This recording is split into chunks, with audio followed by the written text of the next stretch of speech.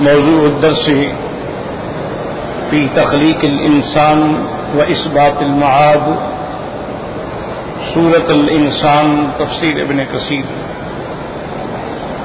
الحمد للہ رب العالمین والصلاة والسلام على اشرف الانبیاء وسید المرسلین سیدنا محمد وعلى آلہ واصحابہ اجمعین۔ اللهم صل على سيدنا محمد وعلى آل سيدنا محمد كما صليت على إبراهيم وعلى آل إبراهيم في العالمين إنك حميد مجيد۔ أعوذ بالله من الشيطان الرجيم، بسم الله الرحمن الرحيم۔ هل أتى على الإنسان حين من الدهر لم يكن شيئا مذكورا؟ إنا خلقنا الإنسان من نطفة أمشاج نبتليه فجعلناه سميعا بصيرا۔ إنا هديناه السبيل إما شاكرا وإما كفورا۔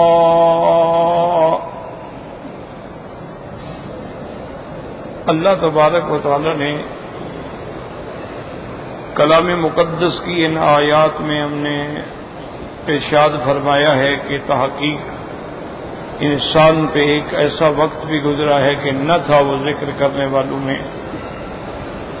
جیسا ہم نے کل پڑھا تھا کہ انسان سے مراد آدم نہیں بلکہ جنس انسان۔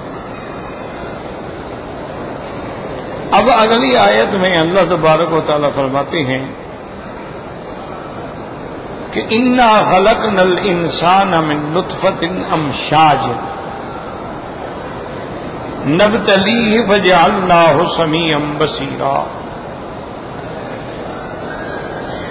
تو ان آیات میں اللہ نے ارشاد فرمایا، پہلے تو فرمایا کہ انسان کا کوئی ذکر بھی نہیں تھا، یعنی کوئی حیثیت ہی نہیں تھی، اور اس کے بعد قرآن اپنی تفسیر بیان کر رہا ہے کہ تحقیق ہم نے انسان کو بنایا ایک ایسے نطفے سے جو مختلف تھا، یعنی انسان کا جیسے پہلے کوئی ذکر نہیں تھا تو پھر اس کی تخلیق بھی کوئی ایسی چیز نہیں ہے کہ کوئی الماس سے اور یاقوت سے اور پتھروں سے ہوئی ہو، بلکہ ایک حقیر قطرہ پانی سے ہوئی ہے۔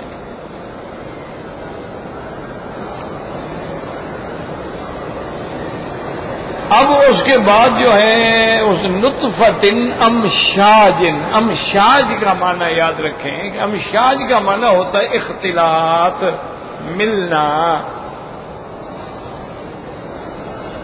تو یہاں نطفۃ امشاج سے کیا مراد ہے؟ تو اس میں بعض علماء فرماتے ہیں کہ بھئی یعنی مرد اور عورت کا پانی آپس میں مل جاتا ہے،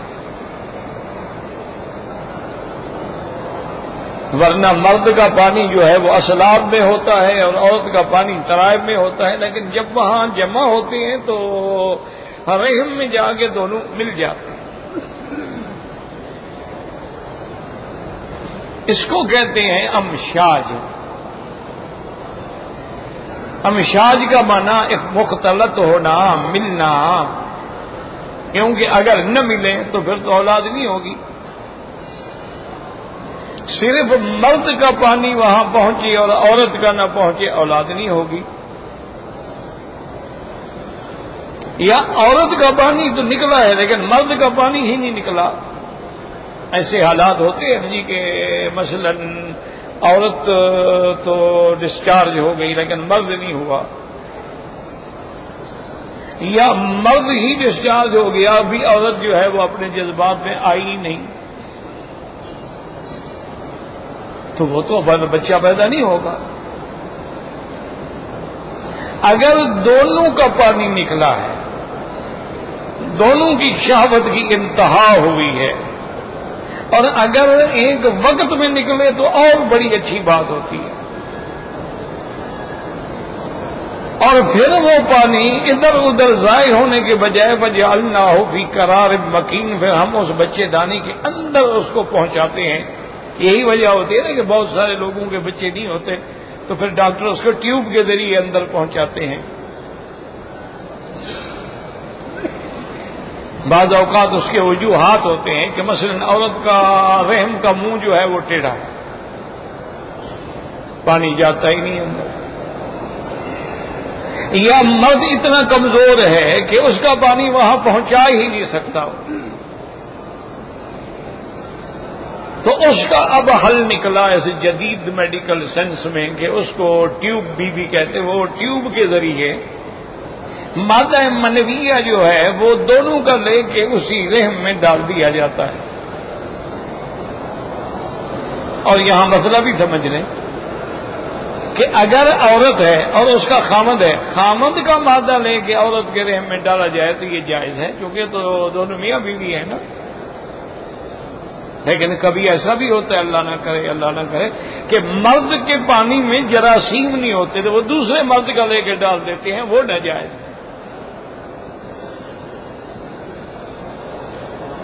کیونکہ اللہ نے مادے کے اندر، نطفے کے اندر وہ جراثیم رکھے ہیں نا، اولاد کے کیڑے سمجھ لو، جراثیم سمجھ لو، اور وہ ایک دو بھی نہیں ہوتے، ملین کے حساب سے ہوتے ہیں.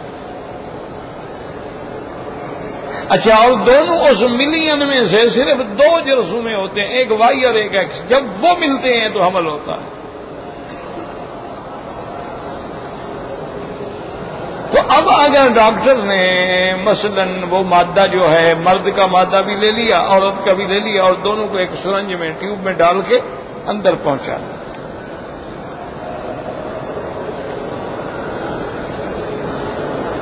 اور اس کے بعد اس کا منہ جو ہے اس کو بند کر دیا. اب تو اللہ معاف کرے، یعنی اب تو ایسے احوال پیدا ہو گئے ہیں کہ کرائے کی عورتیں ملتی ہیں کہ جی میرے رحم میں رکھ لو، جب بچہ پیدا ہو جائے گا یہ لے جائیں گے، مجھے اتنے پیسے دو، کرایہ دو میرے رحم میں رکھنے کا. کہہ رہے میں نے گھر کے بچے کو اندر رکھا ہے اور اس کے بعد میں نے 9 مہینے بوجھ اٹھایا ہے، میرے ساتھ پیسے طے کرو، یا بچہ پیدا ہو جائے اپنا لے جائیں، کیونکہ اس عورت کا تو کچھ ہوتا نہیں نا، دونوں مادے تو ان کے ہوتے ہیں. اس لیے وہ کہتی ہیں کرائے کی مائن ہے، یہ کرائے کی کوکھ ہے یہ. تو ایک تو معنی امشاج کا یہ ہوا اختلاط، کہ دونوں پانی کا ملنا.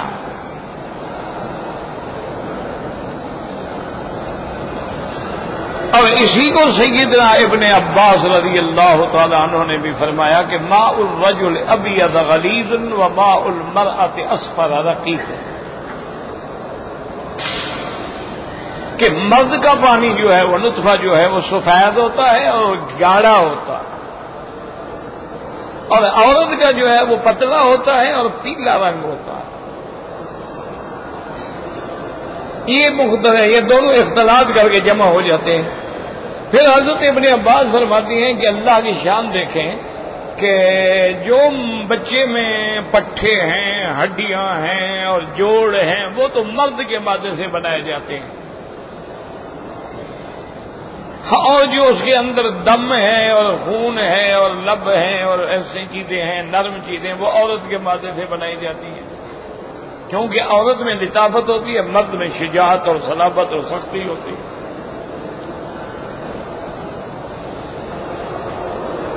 اور یہ بھی حضور پاک نے فرما دیا، جب حضور سے پوچھا گیا کہ یا رسول اللہ صلی اللہ علیہ وسلم، کبھی بچہ جو ہے بالکل باپ کی شکل ہوتا ہے، معلوم ہوتا ہے اپنے باپ کی تصویر ہے،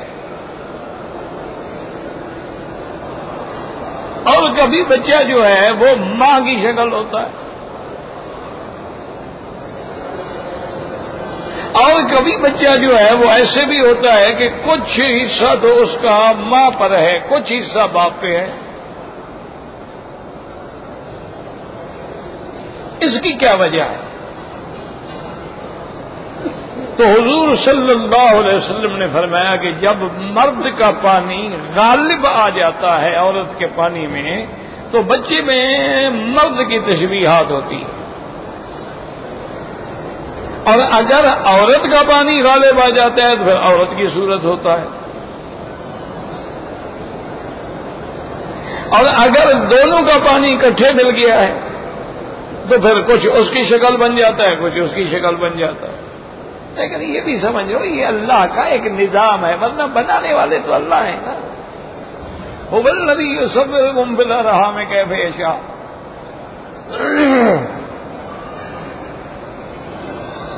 اچھا، اور کبھی حالانکہ یہ بھی ہوتا ہے کہ بچہ باپ کے بجائے دادے کی شکل ہوتا ہے، نانے کی شکل ہوتا ہے۔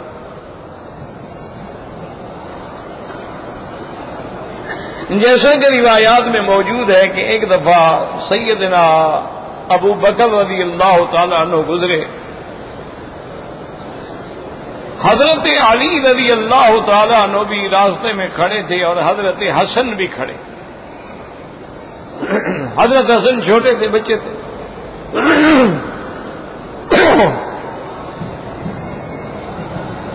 سیدنا ابی بکر صدیق نے حضرت حسن کو اٹھایا اور اپنے کندھے پہ بٹھایا اور کہا واللہ شبیہ بالنبی لا شبیہ بعلی۔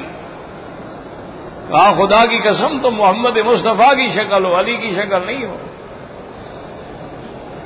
حضرت علی کھڑے مسکرا رہے تھے، اور یہ حقیقت بھی تھی، یعنی یہ حضرت صدیق نے یعنی محبت میں نہیں کہہ دیا، حقیقت بھی یہی تھی۔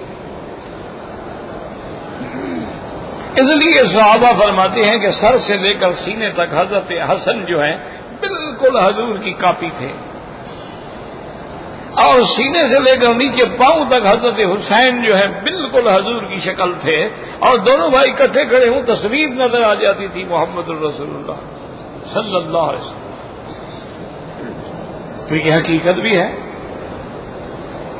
کہ کبھی کبھی بچہ اپنے دادے کی شکل، نانے کی شکل، نانی کی شکل بھی ہوتا ہے۔ اچھا، کبھی یہ بھی ہوتا ہے کہ نہ ماں کی شکل نہ خاندان کی شکل، کچھ تیسری شکل نکل آتی ہے۔ جیسے کہ ایک صحابی نے حضور پاک سے آ کے عرض کیا کہ یا رسول اللہ، میرا بچہ پیدا ہوا ہے، میرا رنگ بھی گورا ہے، میری بیوی بھی گوری ہے، یہ بچہ جو یہ سانولا کیسے نکل آیا؟ تو نعوذ باللہ معلوم ہوتا ہے کہ یہ میرا بچہ نہیں ہے، میری عورت نے خیانت کی۔ حضور نے فرمایا ایسی بات نہ کہو، تمہاری عورت صالحہ ہے، پارسا ہے، نیک خاتون ہے، وہ ایسی غلطی نہیں کرتی۔ میں کہا کہ حضور یہ شکل ہم سے کیوں نہیں ملتی؟ آپ نے فرمایا اچھا تم نے دیکھا ہے تمہارے پاس اونٹ ہے؟ انہوں نے کہا ہاں یا رسول اللہ اونٹ تو ہیں۔ انہوں نے اونٹ لال بھی ہوتے ہیں، سفید بھی ہوتے ہیں، کالے بھی ہوتے ہیں، کبھی ان اونٹ کا بچہ لال میں سے کالا نکل آتا ہے، اس کی کیا وجہ ہے؟ تو اس نے کہا رسول اللہ یہ کو نہیں ضرور ہوں، اس کی رگ ہوتی ہے، کوئی باپ دادے تک چلی جاتی ہے۔ تو آپ نے فرمایا یہاں بھی تو کوئی رگ ہے ہوئی جو باپ دادے تک چلی گئی، تم کیوں شک کر رہے ہو؟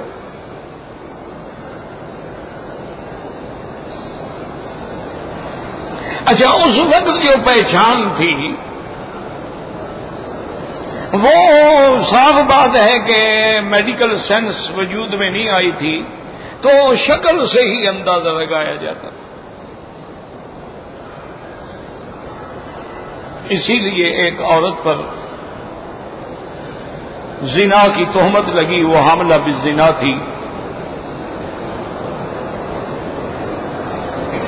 اس کے خاوند نے شکایت کی حضور صلی اللہ علیہ وسلم کو، حضور نے اس عورت کو بلایا، اس نے کہا نہیں یا رسول اللہ میں نے کوئی گناہ نہیں کیا، یہ حمل میرے خاوند کا ہے۔ انہوں نے کہا یا رسول اللہ یہ میرا حمل نہیں ہے، یہ فلاں آدمی کے ساتھ اس کا تعلق ہے، اس کا حمل ہے۔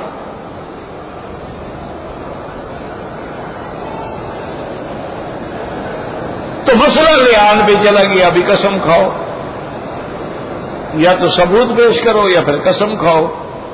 تو عورت کہتی ہے جب مجھے حضور نے قسم دی اور آخری قسم پہ میں آئی نا، میں دل میں ڈر گئی، میں نے کہا جھوٹی قسم کھا رہی ہوں، لیکن ہم نے کہا ٹھیک ہے اب عزت بچانے کے لیے کھا لیتے ہیں جھوٹی قسم۔ تو میں نے جھوٹی قسم کھا لی کہ بھائی میرا کوئی گناہ نہیں ہے، یہ میرے شوہر کا بچہ۔ اچھا، کبھی یہ بھی ہوتا ہے، یاد رکھیں یہ بڑے ضروری مسائل ہوتے ہیں، ان کو دماغ میں رکھا کرو۔ یہ نہیں ہے کہ بس یہ بلا وجہ نہیں، یہ مسائل ہیں اور اہم مسائل ہیں، ان کو اپنے دماغوں میں رکھا کرو۔ کبھی یہ ہوتا ہے کہ عورت پر جو شبہ ہے وہ ظن نہیں ہے، وہ یقین کی حد تک ہے۔ کیا مانا؟ اس کا خاوند 2 سال کے لیے ملک سے باہر کام کرنے کے لیے گیا ہوا ہے، وہ تو ملا ہی نہیں بیوی کو، اب بیوی کو حمل ہو گیا تو صاف ظاہر ہے کہ کسی اور کا ہے، وہ تو ملا ہی نہیں، وہ اس بیچارے نے تو بیوی کے ساتھ وہ لیٹا ہی نہیں، وہ تو تھا اس ملک میں بھی نہیں، تو وہاں تو 100% یقین ہے نا، تو وہاں کوئی ہیلا بہانہ نہیں ہوتا، وہاں کوئی لیان کی ضرورت نہیں ہوتی، صاف ظاہر ہے کہ عورت نے گناہ کیا ہے۔ اور کبھی یہ ہوتا ہے کہ شوہر بھی ہے لیکن وہ کبھی کبھی موقع دے کے اپنے یار کو بھی مل لیتی ہے، اور اتفاق سے شوہر کا لطفہ نہیں ٹھہرتا، اس مرد کا ٹھہر جاتا ہے، چونکہ اس کا تو شوق سے ملتی ہے نا، اپنے خاوند کو تو جان چھڑانے کے لیے ملتی ہے نا، فرق ہوتا ہے نا دونوں میں۔ اصل بات یہ ہے کہ دونوں میں جب تک شوق نہ ہو، ٹھیک ہے انہوں نے کہا میں ٹھیک ہے بیوی ہوں، ٹھیک ہے اچھا جی بس ٹھیک ہے جو کچھ کرنا چاہتا ہے کر لے، لیکن اس کے اندر کوئی جذبات نہیں ہے، خواہش نہیں ہے، خوشی نہیں ہے اس کے چہرے پہ، لیکن جب وہ یار کو ملنے کے لیے جاتی ہے، سردی ہو، ٹھٹھر رہی ہو، جنگل ہو، اکیلی ہو، مجال ہے کسی شیر سے ڈرے کھڑی ہے۔ اس مسئلے میں عورت سب سے بڑی بہادر ہوتی ہے، مرد اتنا بہادر نہیں ہوتا ہے اس مسئلے میں۔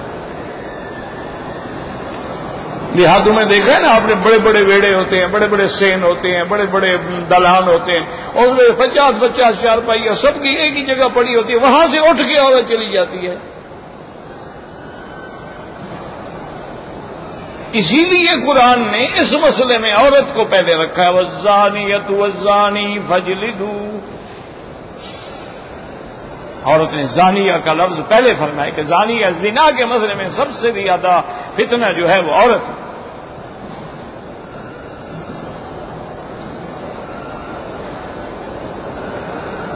لباس کی وجہ سے بھی وہ دعوت گناہ دیتی ہے، غیر محرم نے نظر ڈالی تو مسکرا دی، وہ دعوت دے رہی ہے نا۔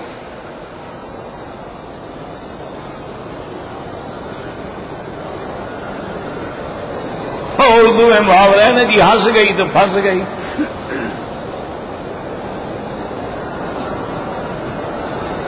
تو اس لیے ہمیشہ جب اب ایسی کیفیت ہو کہ بھی خامد بھی ہے لیکن وہ یار کو بھی ملتی ہے، پھر حمل ہو گیا، پھر وہاں لیان ہے۔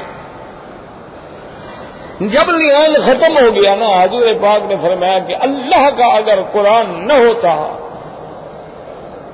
اور حکم خداوندی نہ ہوتا تو میں اس عورت کو ایسی سزا دیتا کہ قیامت تک دنیا یاد رکھتی یہ زانیہ ہے، اور اس کا پیٹ میں جو حمل ہے وہ زنا کا ہے، جھوٹی قسم کھا لی۔ لیکن قرآن کا فیصلہ ہے قسم کھا لی ہے تو ٹھیک ہے، اب ہم سزا تو نہیں دے سکتے۔ کئی لوگ ہیں نا جھوٹی قسمیں کھا جاتے ہیں تو کیا کرو، ماننی پڑے گی، قسم کھا گیا۔ اور صحابہ کہتے ہیں کہ جب وہ بچہ پیدا ہوا نا، اس زانی کے بالکل کاپی تھی اس کی شکل، حضور نے جو فرمایا تھا وہ سچ۔ تو اس لیے اب سمجھیں، انا خلقنا الانسان من نطفۃ امشاج، ایک ایسے نطفے سے جو ملنے والا ہے، مختلط ہونے والا ہے، پانی سے پانی ملنے والا ہے، امشاج، مشیج، مشج مانا مختلط ہونا، ملنا۔ اور بعض علماء نے فرمایا انا خلقنا الانسان من نطفۃ امشاج، بعض علماء فرماتے ہیں اس سے مراد یہ ہے کہ اس کے اندر وہ 4 عناصر جو ہیں وہ مل رہے ہیں، کہ اللہ تبارک و تعالی جب کسی کو پیدا فرماتے ہیں تو اس کے اندر 4 عناصر ہوتی ہیں، اس کے اندر آگ کا مادہ بھی ہوتا ہے، ہوا کا بھی ہوتا ہے، مٹی کا بھی ہوتا ہے، اور اس کے بعد پانی کا بھی ہوتا ہے۔ تو وہ ساری چیزیں ملنے کے بعد جو ہے وہ پھر نطفہ بچہ بنتا ہے، امشاج۔ کیونکہ وہ اربع عناصر جو ہیں ان چاروں کا اندر اثر آئے گا تو پھر نطفے سے بچہ پیدا ہوگا. اسی لیے اس کو سمجھنے کے لیے یوں دیکھ لو کہ مرغی کا انڈا ہے، اس کو ایسے رکھ دو کچھ نہیں ہوگا. مرغی کے نیچے آئے گا تو بچہ پیدا ہوگا. وہ ہیٹ پہنچے گی، اس کو گرمی پہنچے گی تو اب اس کے اندر ولادت کا مراحل شروع ہوں گے. اسی لیے اب لوگوں نے مشینیں بنا دی ہیں، مشین میں رکھ دیتے، اتنی ہیٹ اس کو دیتے ہیں، بچہ نکل آتا. اب تو ہر چیز مصنوعی ہے نا، اب انسان بھی بن گئے، روبوٹ بھی بن گئے نا. وہ فیکٹریاں چلا رہے ہیں، کاروبار کر رہے ہیں، آپ کے سارے نظام کو سنبھال رہے ہیں، گھر کی صفائی کر رہے ہیں، باغ میں ماری کا کام کر رہے ہیں، پودے کاٹ رہے ہیں، آپ کا گھاس ٹھیک کر رہے ہیں، مشین چلا رہے ہیں، سارا کام روبوٹ کر رہے ہیں.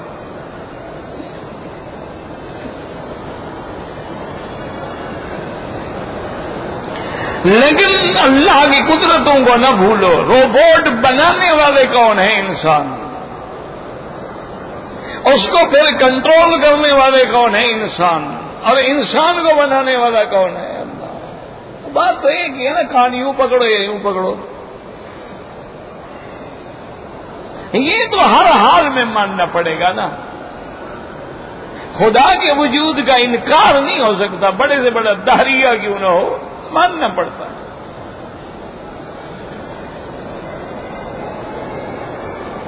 وہ آپ کے ملک میں ایک بہت بڑا کمیونسٹ گزرا ہے، دہریہ لا دین، منکر خدا. بہت بڑا ادیب بھی تھا، بہت بڑا شاعر بھی تھا، روسی تھا. وہ آپ کے ملک میں آیا دورے کے لیے، کسی دعوت پہ آیا. شاعر تھا، ادیب تھا، لیکن منکر خدا تھا.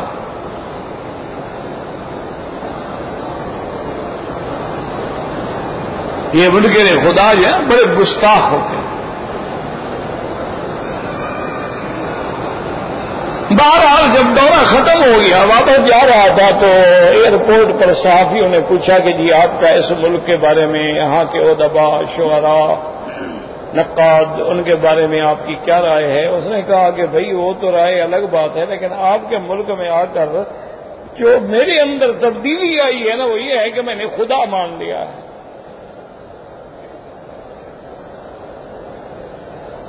میں نے کہا جی کیا مطلب؟ انہوں نے کہا جیسے ملک میں چپراسی سے لے کر اعلیٰ حاکم تک چوری کرتا ہو، رشوت کھاتا ہو، ملک کو لوٹتا ہو، اور پھر بھی ملک چل رہا ہے، تو کوئی خدا ہے نا جو چلا رہا ہے.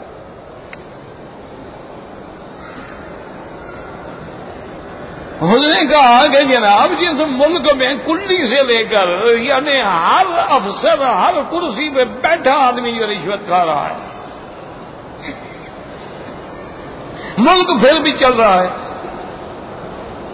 پیسے نہیں ہیں پھر بھی چل رہا ہے، بجلی نہیں ہے پھر بھی چل رہا ہے، تمام فیکٹریاں، ملیں، صنعتیں بند ہو گئی ہیں پھر بھی چل رہا ہے، مارکیٹیں کریش ہو گئی ہیں ملک پھر بھی چل رہا ہے، روز 100-150 بندہ مر جاتا ہے ملک چل رہا ہے. تو کوئی پھر نظام ہے اللہ کا، کوئی چلانے والا خدا ہے، اس کی مرضی ابھی عذاب دینا ہے ہمیں. تو اس لیے بعض علماء نے فرمایا کہ امشاجن کا معنی اس 4 اربع عناصر کا ملنا، یہ امشاج ہے. اور بعض علماء فرماتے ہیں انا خلقنا الانسان من نطفۃ امشاج. انہوں نے کہا امشاجن کا معنی یہ ہے کہ بندے میں جو کھلتے ہیں ان اخلاق کا ملنا. ہر بندے میں اخلاق ہے نا، کوئی بلغمی ہوتا ہے، کوئی صفرائی ہوتا ہے، کوئی سودائی ہوتا ہے. ہر بندے کے اندر خلق رکھی ہے نا، اللہ کا نظام ہے نا، اخلاق ہے نا. اور اس کے مزاج ہیں، بعض بندے کا مزاج بلغمی ہوتا ہے، بعض بندے کا مزاج جو ہے صفراوی ہوتا ہے، بعض بندے کا مزاج جو ہے سوداوی ہوتا ہے. تو انہوں نے کہا ان اخلاق کا ملنا جو ہے اس طرف اشارہ ہے کہ امشاج ہے. اور بعض علماء نے ایک اور قول بھی لکھا ہے، انہوں نے فرمایا انا خلقنا الانسان من نطفۃ امشاج، کیا مانا؟ انہوں نے فرمایا کہ اب اندر پانی کا اور عورت کے حیض کے خون کا مل جانا جو ہے یہ اختلاط ہے. اسی لیے آپ دیکھتے ہیں نا کہ جب عورت کو حمل ہو جاتا ہے تو حیض رک جاتا ہے. کیوں؟ وہی حیض جو ہے وہی تو جا کے غذا بن رہا ہے نطفے کی. یہ بڑے بڑے خان جو اکڑتے ہیں ان سے پوچھو پیٹ میں تم کیا کھاتے رہے ہو؟ پیسٹری کھاتے تھے، پیزا کھاتے تھے، برگر کنگ کیا کھاتے تھے؟ اور ماں کا گندا خون وہ اب باہر نہیں نکلتا، اب آپ کی غذا بن رہا ہے. تو اس کا ملنا جو ہے اس کو کہتے ہیں امشاج.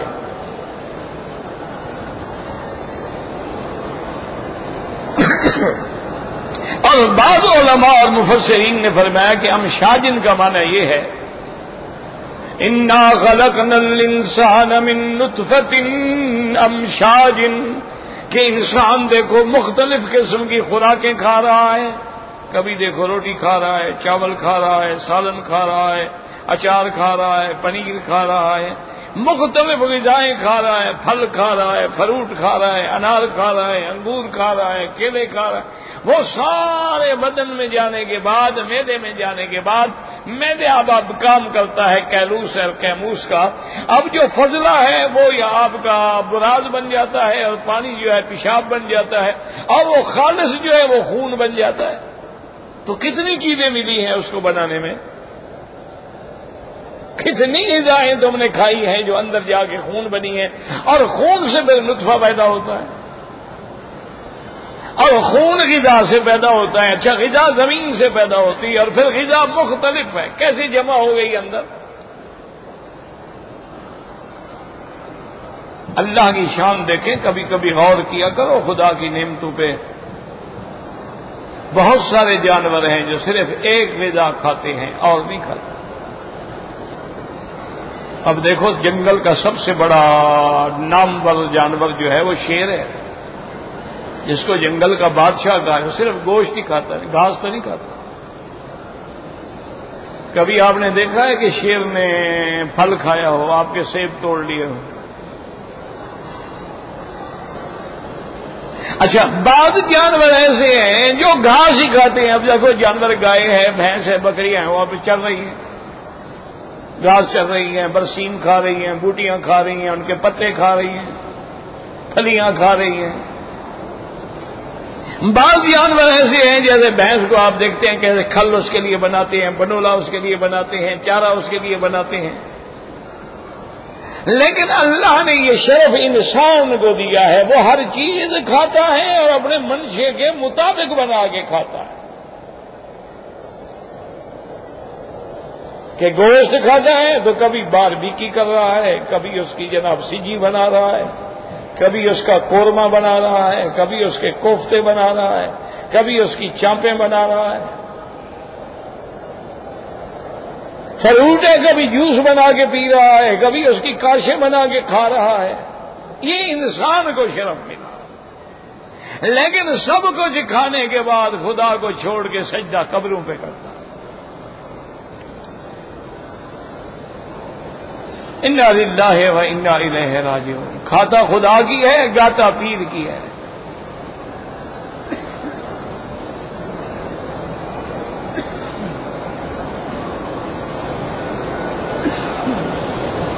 تو اس لیے علماء نے فرمایا کہ یہ معنی ہے کہ انا خلقنا الانسان من نطفۃ امشاج.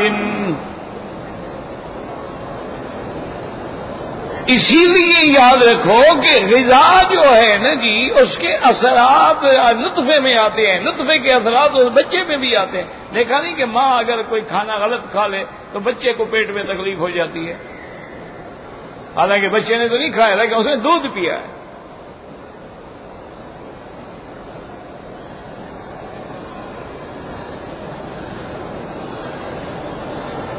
اللہ کا نظام دیکھو، غور کرو اس نظام پہ کہ کھانا ماں کھا رہی ہے اور پیٹ بچے کا دکھ رہا ہے. اچھا، ماں کو اچھی غذائیں دو تاکہ حمل میں آسانی ہو اور بچہ خوبصورت پیدا ہو.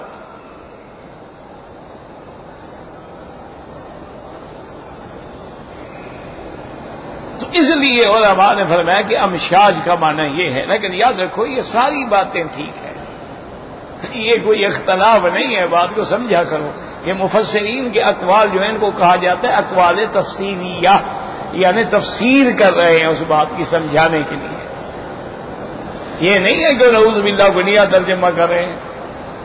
کیوں؟ امشاج کا معنی ہے اختلاط، تو اب لطفہ بھی ملتا ہے، لطفہ اور حیض بھی ملتا ہے، میاں بیوی کا لطفہ بھی ملتا ہے، اخلاط بھی ملتے ہیں، اربع عناصر بھی ملتے ہیں، وہ غذائیں بھی ملتی ہیں، تو اس میں کون سا اشکال ہے؟ اس لیے بات سمجھا کرو۔ جاہل لوگ جو ہے نا وہ یہ کہہ دیتے ہیں کہ جی اپنا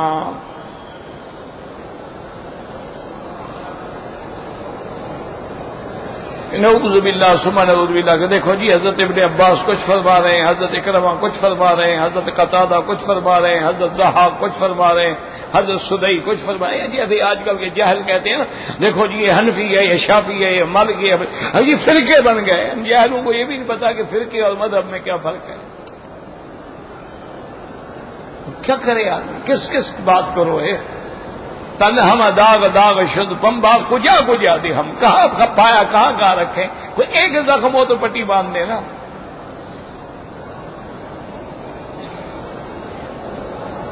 اللہ اکبر اللہ اکبر۔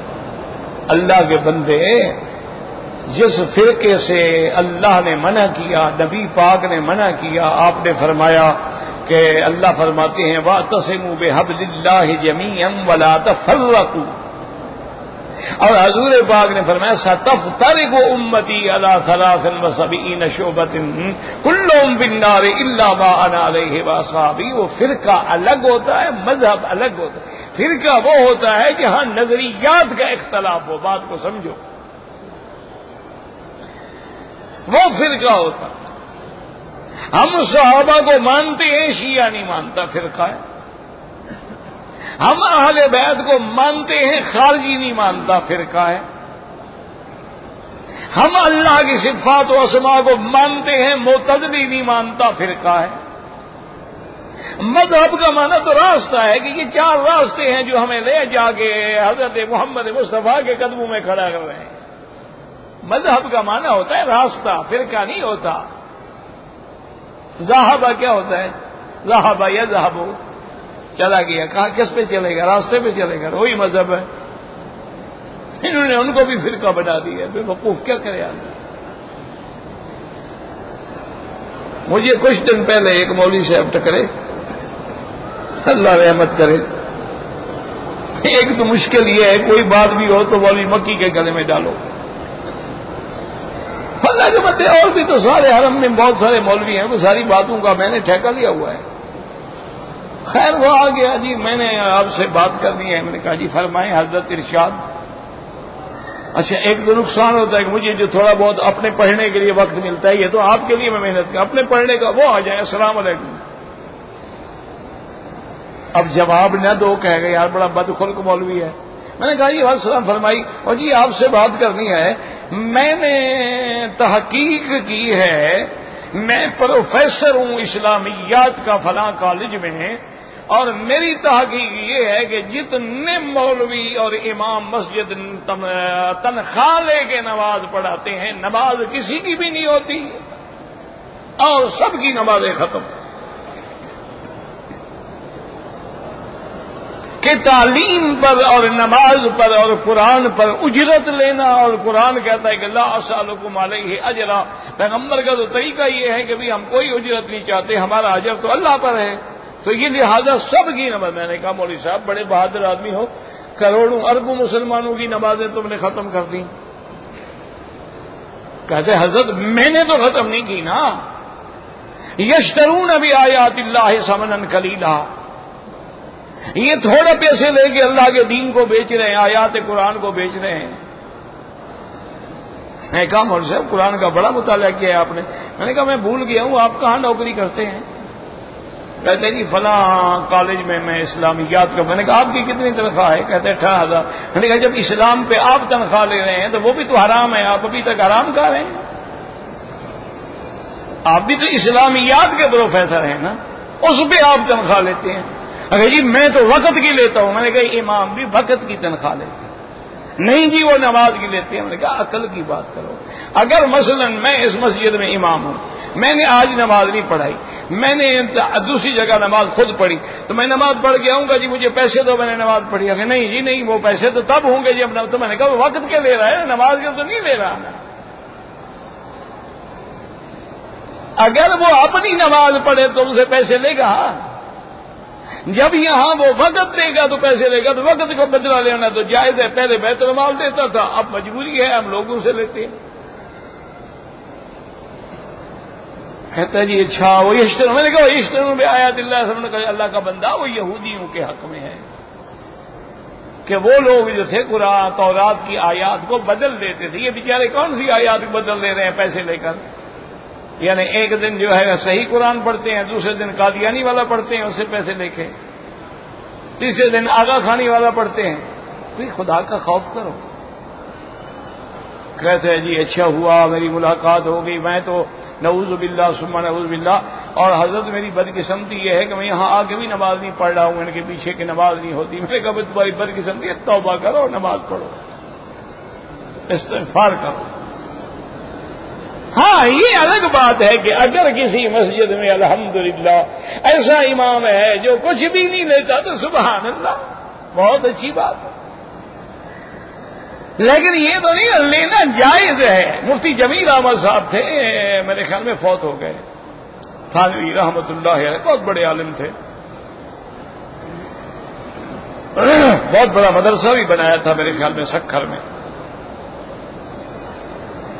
تو وہ فرماتی ہیں کہ جب میں علم پڑھ کے فارغ ہوا تو میرے دماغ میں یہ آیا کہ یار یہ تنخواہ لینا اور حدیث پڑھانا اور قرآن پڑھانا اور تفسیر پڑھانا یہ اچھی کام نہیں ہے. میں تجارت کروں گا اور کماؤں گا میں تجارت سے, لیکن مدرسے میں جا کے مفت پڑھاؤں گا. انہوں نے کہا جی میں نے تجارت شروع کر دی اور مدرسے والوں سے کہہ دیا کہ میں تنخواہ نہیں لوں گا, جو سبق آپ دیں مجھے میں مفت پڑھاؤں گا. میں انہیں سبق دے دیے تو میں 5-6 گھنٹے مدرسے میں جا کے پڑھاتا, باقی کام تجارت میں کرتا. اللہ کی شان کہتے ہیں کہ پہلے سال میرا اتنا بڑا نقصان ہو گیا کہ میرے گھر کا سارا اثاثہ ہی بک گیا, لیکن ابھی بھی قرضہ باقی ہو. باقی ماں باپ کا ایک مکان رہ گیا, اب یہ تھا کہ یہ بیچ کے قرضہ دوں گا, کیونکہ باقی ساری دنیا کھا جائے لیکن مولوی کے لیے بڑا مسئلہ ہوتا ہے. آج خود وہ کروڑوں کھا جائیں لیکن مولوی کے لیے مصیبت ہے. تو خیر فرماتے ہیں حضرت تھانوی رحمت اللہ علیہ رشتہ دار بھی تھے, وہ ہمارے اس شہر میں آئے تو میرے گھر میں بھی آئے, تو کہا بھائی جمیل احمد بہت پریشان ہو, کیا بات ہے؟ میں نے کہا حضرت میں نے تو بڑی نیک نیتی سے تجارت شروع کی تھی کہ بھی اللہ کا دین مفت پڑھاؤں گا اور اپنا خرچ خراج بچوں کا تجارت سے چلاؤں گا, لیکن اتنا گھاٹا ہو گیا ہے کہ اب تو میرا سارے زیور بھی بک گئے, گھر کی جو چیزیں تھیں وہ بھی بک گئیں. تو کہتے حضرت تھانوی مسکرائے اور فرمایا کہ بھائی یہ دیوار پہ کیا لگا ہے؟ میں نے کہا جی حضرت یہ کلاک ہے, بڑی گھڑی ہے ٹائم دیکھنے کی. فرمایا اچھا اس میں اگر ہوائی جہاز کے پرزے لگا دیے جائیں تو یہ چل پڑے گی؟ میں نے کہا حضرت ہوائی جہاز کے پرزے اس میں لگے نہیں سکتے, لگے کیسے چل سکتے؟ اچھا میں نے کہا بھائی چلو ٹھیک ہے, اس کے پرزے تو بڑے نفیس ہیں نا, یہ اگر ہوائی جہاز میں یا گاڑی میں لگا دیں وہ چل سکتی ہے؟ انہوں نے کہا یہ وہ نہیں چل سکتی. میں نے فرمایا جن لوگوں کو اللہ نے اپنے دین کے لیے چنا ہے کیوں خامخواہ تجارت کر کے اپنا دماغ خراب کرتے ہو؟ جاؤ اللہ کا دین پڑھاؤ, چھوڑو تجارت کو, اور وہیں سے جو کچھ ملے گا وہی تمہارا رزق ہے. بعض لوگ تجارت کے لیے ہوتے ہیں, بعض لوگ دنیا کے لیے ہوتے ہیں, بعض لوگ کھیلوں کے لیے ہوتے ہیں, لکل فن رجال. بعض لوگوں کو اللہ نے اپنے دین کے لیے چن لیا ہے, تو تم ادھر ادھر ٹکریں کیوں مارتے ہو؟ فرماتی ہے میرے دماغ میں بات بیٹھ گئی, میں نے توبہ کی, قرضہ ادا کیا, اس کے بعد بس سارا ٹائم رات دن مدرسے کے لیے. اللہ نے اتنے فیضان فرمائے, اتنے برکات نازل ہوئی کہ ہم سوچ بھی نہیں سکتے. اس لیے ہمیشہ یاد رکھیں گے ہر آدمی. تو اب یاد رکھو کہ یہ لوگ ہے نا بھائی شک ڈالتے ہیں, یہ حضرت ابن باسیوں اللہ کے بندے یہ تفسیر ہے, اقوال تفسیریہ ہے. مثلا میں آپ کو بات سمجھاؤں تو اپنی زبان میں سمجھ, ایک بنگالی استاد سمجھائے, وہ تو اپنی زبان میں سمجھائے گا نا بیچارہ. اسی طرح کوئی برمی سمجھائے، کوئی پشتو والا سمجھائے، وہ تو پھر اپنی زبان میں سمجھائے گا نا. وہ ایک پشتو خان تھا، پٹھان تھا، مولوی بھی تھا. تو ایک دن جوش میں آگے تقریر فرما رہے تھے اور کہنے لگے دیکھو اچھا تم لوگ بیٹھے ہو، یہ بتاؤ قرآن شروع کس سے ہوتا ہے؟ انہوں نے کہا جی بسم اللہ با سے ہوتا ہے. انہوں نے کہا اچھا اور آخری سورت کون سا ہے؟ انہوں نے کہا جی والناس سے. تو ختم کہاں ہوتا ہے؟ انہوں نے کہا سین پہ ہوتا ہے. انہوں نے کہا با اور سین کو ملاؤ تو کیا ہوتا ہے؟ بس. تو جب بس ہوگی آتی کتے کا بچہ قادیانی کی طرف سے نکل آئے. قرآن کہتا ہے بس پورا ہو گیا. تو پٹھان اپنی زبان میں سمجھاتا ہے. حضرت اللہ شاہ بخاری رحمت اللہ علیہ زندہ تھے، وہ فرماتے خدا کی قسم زبان تو غلیظ ہے لیکن جو تفسیر اس نے کی ہے ایسی تفسیر اور کوئی کر ہی نہیں سکتا. فرماتے تھے یہ ٹھیک ہے کہ زبان ٹھیک لفظ ٹھیک نہیں ہے، ثقیل لفظ ہے، کتے کا بچہ آیا کسی کو کچھ کہو، لیکن انہوں نے کہا جو تفسیر اس نے کی ہے نا اس کا کمال ہے. اس سے بہتر تفسیر ہو ہی نہیں. بھئی جب قرآن کہتا ہے کہ بس تو پھر یہ آخر کہاں سے فرقے پیدا ہو گئے؟ تو اس لیے اللہ فرماتے ہیں یاد رکھو یہ اقوال تفسیریہ ہیں اور سارے اقوال ٹھیک ہیں، تمام اقوال درست ہیں، کیونکہ اس میں معنی میں کوئی تبدیلی نہیں آ رہی. معنی ایک ہے، امشاج معنی اختلاط، تو وہ بھی تو اختلاط سمجھا رہے ہیں. انا خلقنا الانسان من نطفة امشاج نبتلیہ.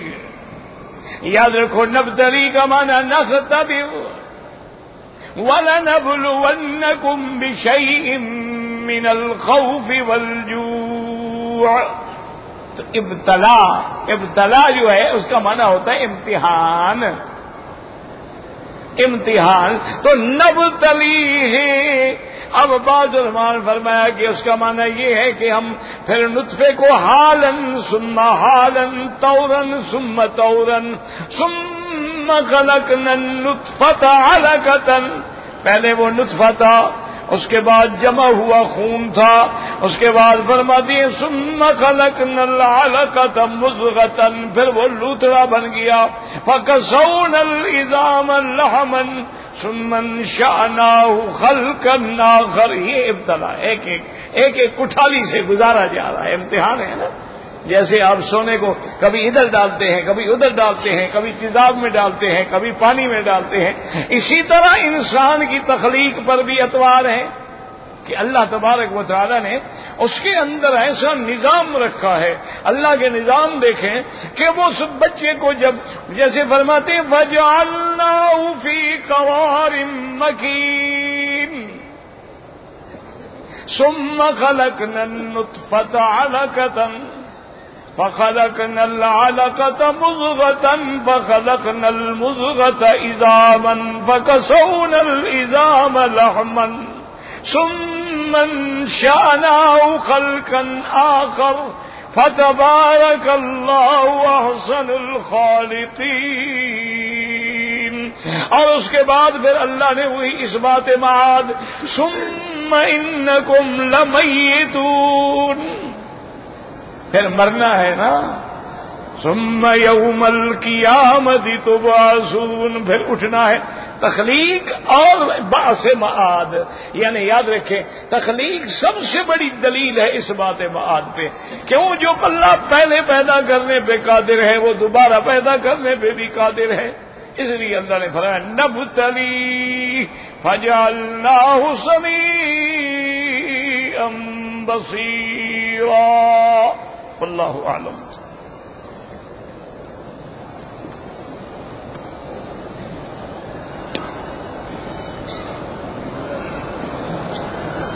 بنگلہ دیش میں علماء پہ ظلم ہو رہا ہے. میرے بھائی علماء پہ تو ہر دور میں ظلم ہوتا ہے. اللہ اکبر. المؤمن مبتلن، ایمان والے جو ہیں وہ ہمیشہ امتحان میں ہوتے ہیں، اور جتنا ایمان قوی ہوگا اتنا ابتلا بڑا ہوگا. یاد رکھو تو یہ تو ہوتا آیا ہے ہر دور میں. آپ دیکھ لیں کہ جب انگریز آیا بدبخت 12ویں صدی کے بعد، تو جو علماء حق تھے ان کو جیلوں میں ڈالا گیا، ان کو پھانسیوں پہ لٹکایا گیا، کسائیوں کو بلا کے اور نائیوں کو بلا کے ان کے چمڑے اس طرح سے اتارے گئے، ان پر مرچوں کے پاؤڈر بنا کے چھڑکے گئے، ان کو بیڑیاں پہنائی گئیں، بیڑیاں پہنا کے ان کو 20-20 میل پیدل چلایا گیا. کوئی ایک عذاب تھا؟ تو بہرحال دعا کریں اللہ ان پر جو تکلیفیں ہیں رفع فرمائیں، اور اللہ وہاں کی حکومت کو بھی ہدایت دے کہ وہ صحیح کو صحیح سمجھے اور غلط کو غلط سمجھے، حق والوں کا خیال رکھے. اور جب حق والوں پہ ظلم ہوتا ہے تو پھر نتیجے اچھے نہیں ہوتے. تو اللہ ملک پر بھی رحمت کرے، اللہ تبارک و تعالیٰ ان علماء پر بھی رحمت فرمائے. دیکھو نا، امام احمد بن حنبل جیسا آدمی کوڑے مارے گئے،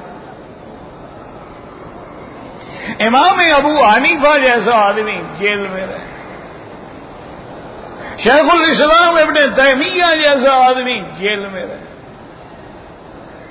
اور بعض تاریخ میں معلوم مورخون نے لکھا ہے کہ بعض علماء کو جیل کے بجائے کنویں کے اندر قید کیا جاتا تھا. پرانے کنویں تھے، خشک پڑے تھے، ان میں قید، اوپر سے روٹی پھینک دی، پانی پھینک دیا. انا للہ و انا الیہ راجعون. کشمیر میں دیکھیں، فلسطین میں دیکھیں، شام میں دیکھیں، سوریا میں دیکھیں، ما سوا اس کے کہ انا للہ و انا الیہ راجعون. لیکن اس میں کوئی شک نہیں ہماری غلطی ہے. ما نذر بلاء الا بذنب. اللہ تمام مسلمانوں کو جنت عطا فرمائے. روز دعا مانگتے ہیں، پھر لکھنے کی کیا ضرورت ہے؟ کوئی مسئلہ ہے؟ میرے ایک رشتہ دار بیمار ہے، اللہ شفا کاملہ عطا فرمائے. اللہ ہر بیمار پہ رحم فرمائے.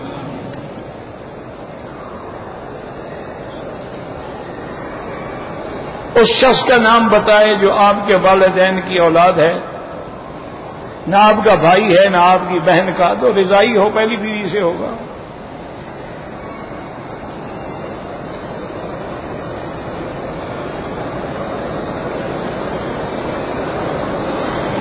مولانا طارق جمیل صاحب اور علامہ طاہر سے کون اچھا ہے؟ اللہ عالم. اب باطن کا علم تو کسی کو نہیں ہے، ظاہر میں تو مولانا طارق جمیل ایک عالم ہیں، بزرگ ہیں، متقی ہیں، پرہیزگار ہیں. اور دوسرے حضرت کو تو میں جانتا نہیں، میری سرسری ملاقات. اور کسی کی شخصیت کے بارے میں ہمیں کیا حق پہنچتا ہے کون اچھا ہے؟ اللہ عالم، اللہ کی نظر میں کون اچھا ہے.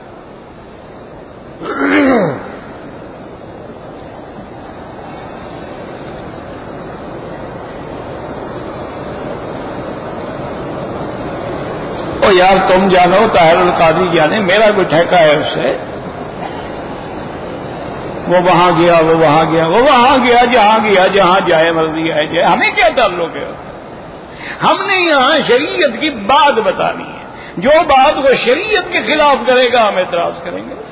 باقی ہمیں سے کسی سے ذاتی جنگ تو نہیں ہے، وہ جانے ان کا کام جانے. ایک صحابہ کہ شہادت کے بعد زندہ ہوئی ایسا ماننے تو کہیں نہیں پڑا. آپ کو پتا ہوگا، مجھے نہیں پتا. ویسے میرے نزدیک تو ہر شہید زندہ ہے.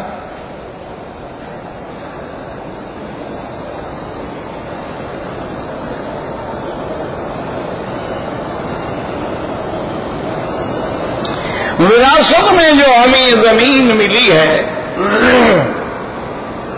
بھائیوں کو تقسیم ہو گئی، لیکن میرے بھائیوں نے وہ زمین جو ہے فروخت کر دی، اور اس کی مالیت جو ہے وہ لاکھوں میں ہے. بالکل ان پہ حج فرض ہے، کیوں فرض نہیں؟ حج فرض ہونے کے لیے مکے آنے جانے کا خرچہ ہے، صحت ہے، تندرستی ہے، حج فرض ہے.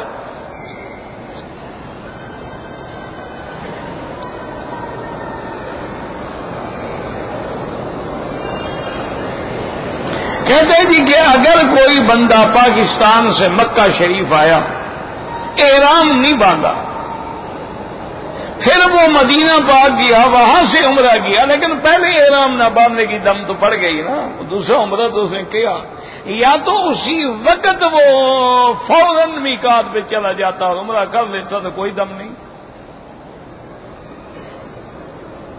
کہتے جی کہ کیا بندہ اپنی بیوی کا دودھ پی سکتا ہے؟ بالکل جناب، استعمال کریں، آپ کو بڑا فائدہ ہوگا۔ بیوی کی بیوی، گھر میں گائے کی گائے، بلکہ جب دوست آئے ان کو بھی چائے شائے بنا کے پلایا کرو۔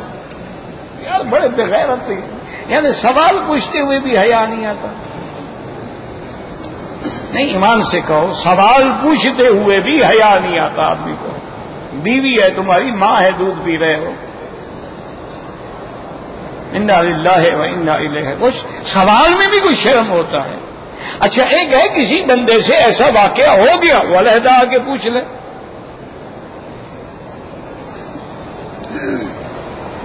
اگر ہوا ہے، یاد رکھو، نکاح شکاح نہیں ٹوٹتا۔ کہتے ہیں جی کہ بعض مسجدوں میں جمعہ والے دن پہلی اذان دیوال سے پہلے ہو جاتی ہے، کوئی وہ تو اعلان ہے، اصل اذان تو وہ ہے جو دیوال کے بعد ہوتی ہے۔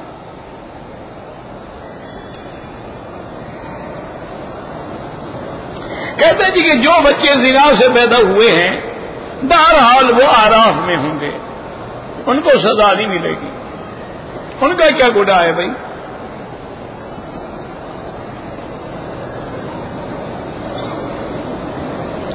ہنڈی کا کاروبار کرنا جائز ہے میرا بھائی اگر کسی اسلامی ملک کو اس سے نقصان ہوتا ہے، پیسہ ہنڈی میں چلا گیا، ریکارڈ میں آیا نہیں، نظر مبادلہ ملا، تو ملک کو تو نقصان ہوا نہیں، تو اس لیے وہ حرام ہے۔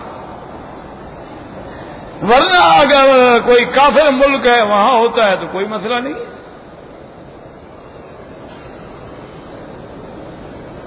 اگر کوئی آدمی ہنڈی کا کاروبار کرتا ہے، میں اس کے پاس نوکری کرتا ہوں، کوئی حرج نہیں، آپ اپنے وقت کا پیسہ لیتے ہیں۔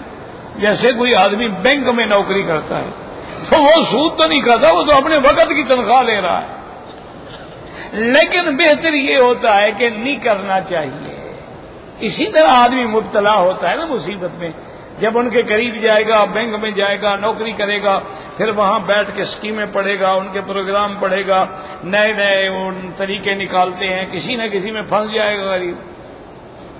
تو اس لیے احتیاط یہی ہے کہ آدمی ایسے مقامات سے دور رہے، اپنے آپ کو دور کرے اور ہنڈی کا کام بھی نہ کرے، سیدھے راستے سے، تاکہ مسلمان ملک پہلے کمزور ہیں، ان کے پاس کچھ ہے ہی نہیں، تو ان کو فائدہ ہو، کیونکہ وہ جو پیسہ آپ بینک میں بھیجتے ہیں نا وہ ریکارڈ میں آتا ہے، اس میں زر مبادلہ ملتا ہے، آپ کے لیے بھی اسی میں فائدہ ہے، آپ کا بھی چیز محفوظ ہوتی ہے، تحفظ ہوتا ہے، کیونکہ ورنہ اسی وجہ سے تو آج کل دیکھا جاتا ہے نا کہ بھی بندے کی تنخواہ جو ہے وہ تو لکھی ہوئی ہے 1500 ریال، اور ابھی اس نے کل 2 لاکھ روپے ہنڈی پہ بھیجے، یہ کہاں سے آ گیا؟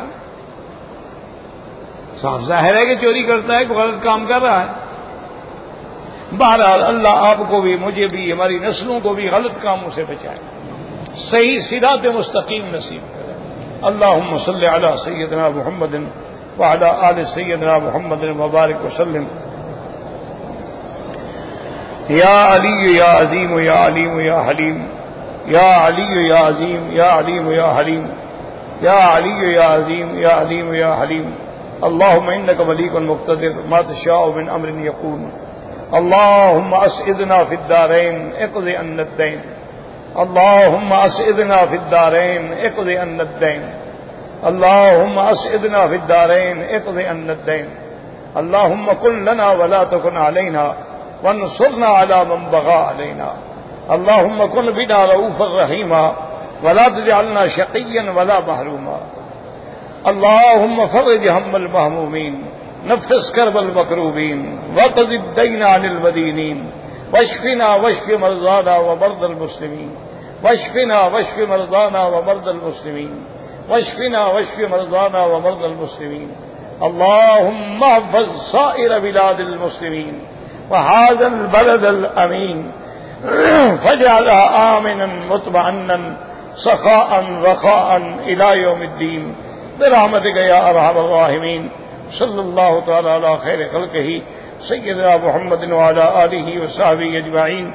اللهم صل على سيدنا محمد وعلى آل سيدنا محمد كما صليت على إبراهيم وعلى آل إبراهيم في العالمين إنك حميد مجيد.